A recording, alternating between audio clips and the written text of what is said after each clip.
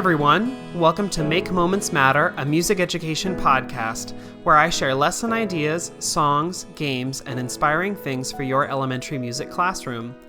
My name is David Rao, and I am the music teacher who blogs at makemomentsmatter.org. This episode of the podcast is a replay containing the audio version of a Musical Mondays live video. If you're not familiar with Musical Mondays, every Monday night at 8 p.m. Eastern Time, I go live on Facebook and Instagram to share about the lessons that I'm using in class with my students. I give a recap of my kindergarten through 5th grade lessons, and then do a deep dive about one grade level and share the books, instruments, songs, and process that I use to teach the lesson to kids. This podcast episode contains all the audio from the Musical Mondays video, but if you'd like to see a replay of the video itself, you can find a link to the archived video on YouTube when you click the link in the notes for this episode. Thanks so much for tuning in. Here's the show.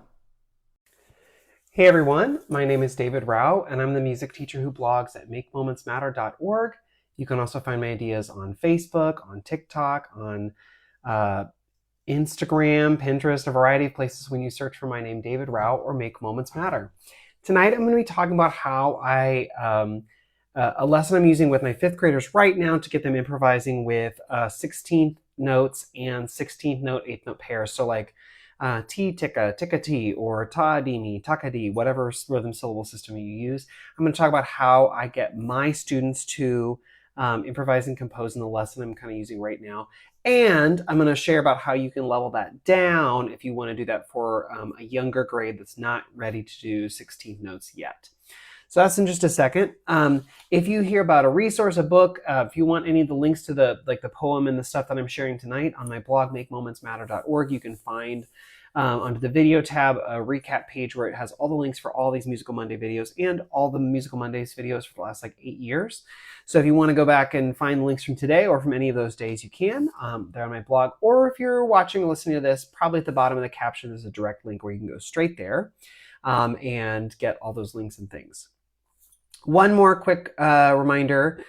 If you like PD but you want to do it in person and not through a computer screen or a phone screen or wherever you're accessing this, I don't know, you can do that. I just got back from Canada. I was with the Alberta Orff chapter. I had a super amazing time up there, a quick little trip up to Alberta, but it was so much fun and had a great time with the folks up there. I'm doing another workshop in April with the Greater Rochester Orff chapter. So if you're in Northern New York, near Rochester, we'd love to see you and have you. That's the Greater Rochester Orff chapter. There's a link on my blog, or on the links page where you can access that workshop, register for that workshop, and that's April 18th. Or if you're like, I want to learn, but I want 2 weeks and I really want to dive into Orff Schulwerk, I'm teaching Orff Level 1 and Orff Level 2 this summer. I believe there are still openings for both. Orff Level 1 I'm doing in Orlando this summer with the Central Florida Orff chapter, and that's June 1st through the 12th in Orlando. And I'm doing Orff Level 2 in St. Louis at the University of Missouri St. Louis. That's July 6th through the 17th.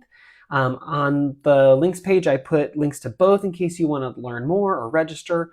If you have questions about either of those, send me a message and I'd be happy to chat with you about it. I have enough content to talk for 2 whole weeks about each of those things. So just, prepare yourself. If you're like, hey, I have a question, I am happy to try and answer that and tell you about what's going to happen in those weeks. So anyway, if you're thinking about Orff levels this summer and you haven't committed to one, both the courses I'm at are super fun. Even if you're like, well, I've already taken level 1, come to the course in Orlando and take level 2 or 3. We have amazing teachers.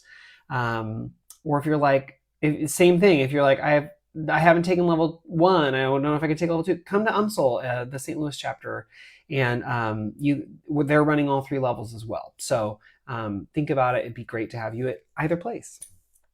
Okay, so I wanted my 5th graders to have a chance to work with 16th note combinations. So like T, ticka, ticka T, ta, di, mi, taka, di, whatever you call it.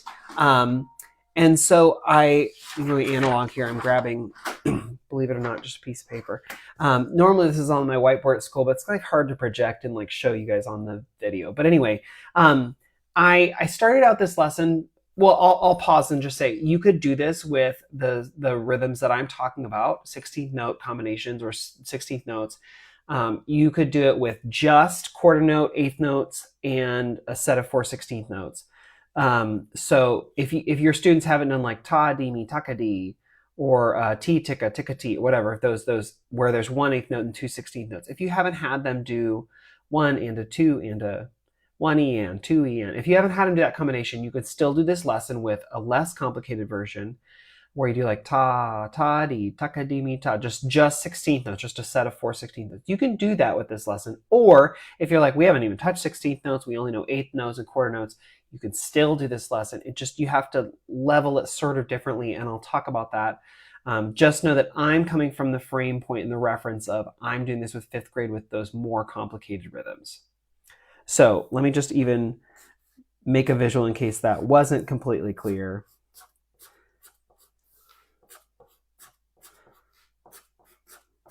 Okay, so you can do this lesson with just quarter notes and eighth notes and a rest, probably a quarter rest.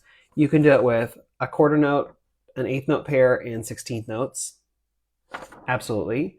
You could do it with 16th notes and then quarter note 16th combinations if you wanted.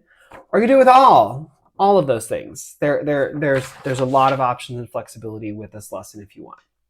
So what I say with my students is, I say, I have 2 dogs, and I have pictures of my dogs around the room. And so I say, I bring up 2 sort of recent photos, and I say like, okay, this is Lucy. She's older. She's very sweet. And here's Hazel. She's younger. She's sweet, but she's also a menace because she's a puppy still. But dogs, what do you have to do to take care of dogs? And we like brainstorm what are things, and they say all the sorts of things like feed them, take care of them, take them out to play, take them on walks, pick up poop, all these things. They're correct in all of those things. So we talk about just like what are some like dog owning requirements. Okay. And then I say, you know what, this is perfect because there's this poem I wanted to share with you, and I put the words up on the screen and I just read it to them. I'm not asking them to read this, I just read it to them. And the poem, in case you don't know it, this poem called Mother Doesn't Want a Dog by Judith Yorst. And it goes, Mother doesn't want a dog. Mother says they smell and never sit when you say sit or even when you yell. And when you come home late at night and there is ice and snow, you have to go back out because the dumb dog has to go. And that all fits on one slide. And so I'm reading this to them, and they are reacting like, yep, this is true. And I say, but wait, there's more.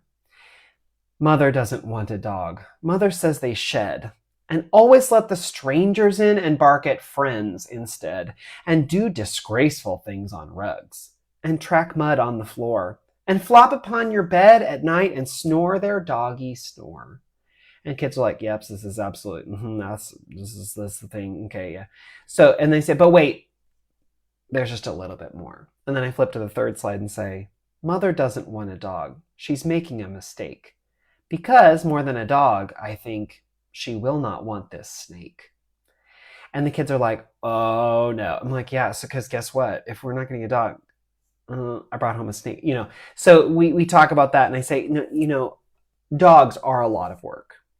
But I want to think about other animals that would maybe make not such good of pets, because it's kind of funny to think about. Because some, there are normal pets, like pets that you would see all the time. Dogs, cats, maybe you have a bunny, maybe you have a fish, maybe you have a snake, maybe you have a bearded dragon.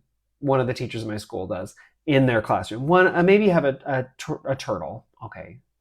But would you expect to have a mountain lion? No. Would you expect to have an octopus? Probably not. And so I say like, okay, your job is to come up with some animals. Now, my students, we've recently gotten into talking about 4 16th notes together. They've been doing that for a year or so. We learned that in 4th grade.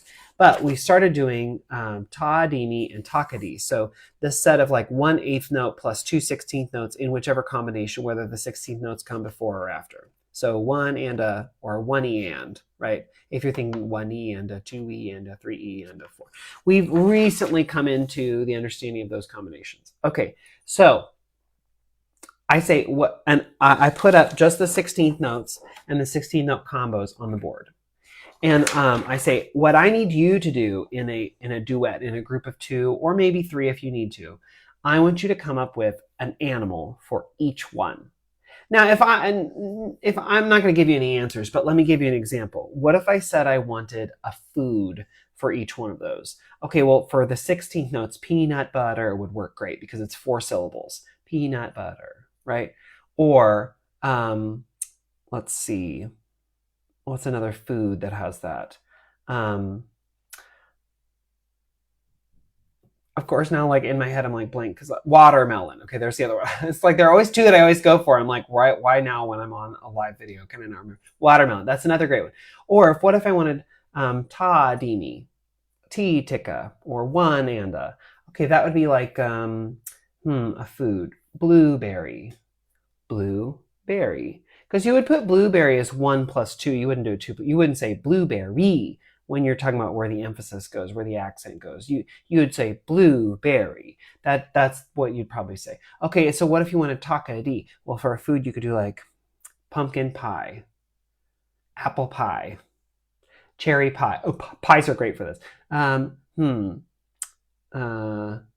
Cinnamon. I don't know. There are lots of things that you could say for that. But we're not talking about foods. We're talking about animals. And so what I need you to do is you and your partner, you need to come up with like at least one example for the 16th notes and the 16th note combinations. And I give them some time to work. I walk around. I talk with them. It can be an animal that would be a good pet or one that would be not such a good pet. I don't care. Even the good pets might be kind of funny. So we go through, we brainstorm. I don't have them do quarter note and 8th notes. I don't even introduce that right away. At first, I'm only doing 16th notes. And I have them go through, I have them come up, we brainstorm, we call out after like 2 or 3 minutes, and they say all the things that they've been thinking of, the things that they could do. And we come up with like a list. Okay, so then either you can just randomly pull one from the list. You can, have kids vote on their favorite. I've done this a bunch of different ways. Sometimes I just randomly like, hey, let's use this one today. Or how about this one today? Or say like, hey, we need something on land and something in the air. And, I don't know, whatever you want to do to however you want to choose the animal that you choose for each. And I just have the 16th note and the 16th note combinations for each. Now, what I will tell you is the tricky one is when you have 3 syllable animals, because so like sets of 4, no problem. They come up with lots of great ideas. Armadillo, alligator, crocodile, mountain lion. They come up with some really great ideas. It's when you have like 1 plus 2 sounds or 2 plus 1 sounds where they have a hard time. But this is always the case. Kids always have struggles with this because it's not just coming up with an item that has 3 syllables. It's figuring out where the emphasis goes in the word. How does the word break down? And there are some words that work really well. Blueberry is a great example of that because it's a compound word. So you would say blueberry, blueberry, blueberry, blueberry, right? Because you have the emphasis on each of the words. You wouldn't say blueberry, blueberry, blueberry, right? And so that one's an easy one. There are some words where they're easy. There are other words that are not so easy, or words that actually don't have 2 sort of equal syllable sets where they have like a pickup in it. Like banana is a great example. It's not banana, it's banana, right? The ba of banana is like a pickup into that word. It's an anacrusis. So that one doesn't work so well. So when you're going through and kids are giving examples, sometimes they will either misclassify it as 1 plus 2 and when it's really 2 plus 1. And you just have to, what I find with kids is most often I say the words back to them or I slow it down. So if I say, oh, so you want it to be blueberry, blueberry. Can you hear me that blueberry donut? And then they're like, that feels off. Blueberry donut. That feels a little bit better. So we talk, I want a blueberry smoothie or I want a blueberry smoothie. And they kind of get it sometimes. Sometimes they don't, so you just have to lead them to it, right? Especially if it's like an English language learner and they just don't feel in their, mind and body inherently like what that emphasis would be. Sometimes you have to lead them to that, and that's okay. Or if they don't understand the pickup or don't feel that, that's okay. And usually I have like an honorable mention category. I'm like, this is a weird one. It just doesn't quite fit, but we're going to put it over here in honorable mention. So anyway, they come up with a list of things. And then what I have them do is I say, okay, you get 8 spots. And usually like on the board, I'll draw something kind of like this, which is like 2 lines, one on top of the other, where there are, well, 2 sort of rows, I guess, one on top of the other. And in the top row and in the bottom row, there are just 4 empty slots, 4 empty lines, 4 empty boxes, whatever you want to do. But it gives them a visual of 4 places on top and 4 places on the bottom that they need to fill. And what I say is you get to choose, you and your partner choose however you want to fill those 8 spots. And we're going to make a little, rhythm out of it. So they take we've got our list of animals. We've narrowed it down to 1 for each, like 1 for each rhythm. And yes, we have so many great animals. I wish we could use them all, but we're only going to use these sample given. We're choosing as a class. This is the one we're going to choose for 16th notes. This is the one we're going to choose for ta-di-mi. This is the one we're going to choose for takadi. So that all of them sort of sound the same. So you don't have a kid just going like, crocodile, mountain lion, alligator, crocodile. I don't want like multiples for each rhythm. I want 1 example for each rhythm, and then they go through and they come up with ideas. Usually the first time I just let them sort of free flow fill in the 8 spots. And so I let a couple groups share out and I go, some of these are really great and I can absolutely hear, but it's hard for me to remember, 30 seconds later what you did. And some of them, it's more easy to remember because I think you used a pattern. If you used a pattern, that makes it much simpler to remember.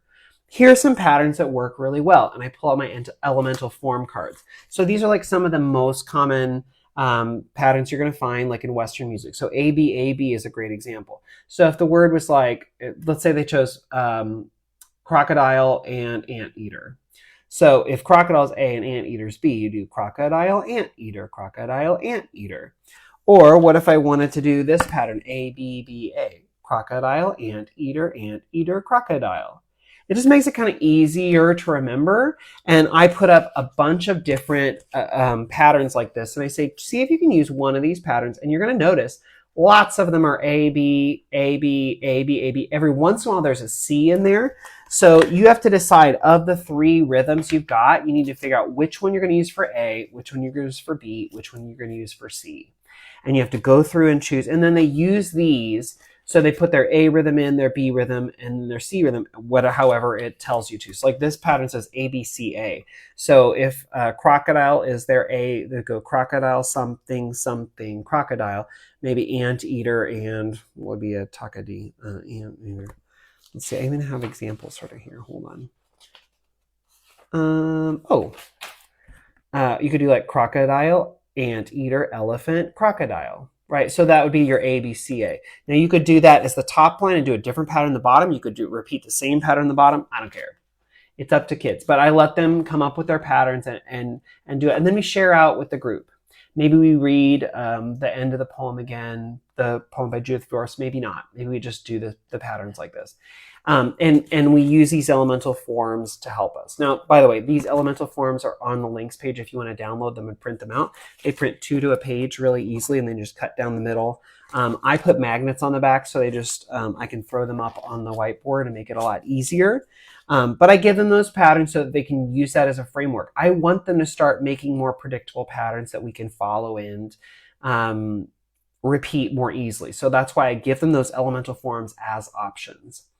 What I sometimes do after we've done this once, then I let us fill in the quarter note and the 8th note set. So like you might have like snake, or you might have like fish or whatever for your quarter note. And then for your 8th notes, you know, whatever you want to do for that. But usually I don't give that as an option first. Why? Because they will automatically default to those. They are more comfortable with ta and with ta-di or ta and ti-ti. They're more comfortable with that. So oftentimes they will default to that. And really in this lesson, I want them to be forced into working with these more complicated rhythms. We're not speaking those rhythms necessarily. You could. We're not at the beginning of the lesson, but I want them to interface with these rhythms, so I don't give them the simpler rhythms first.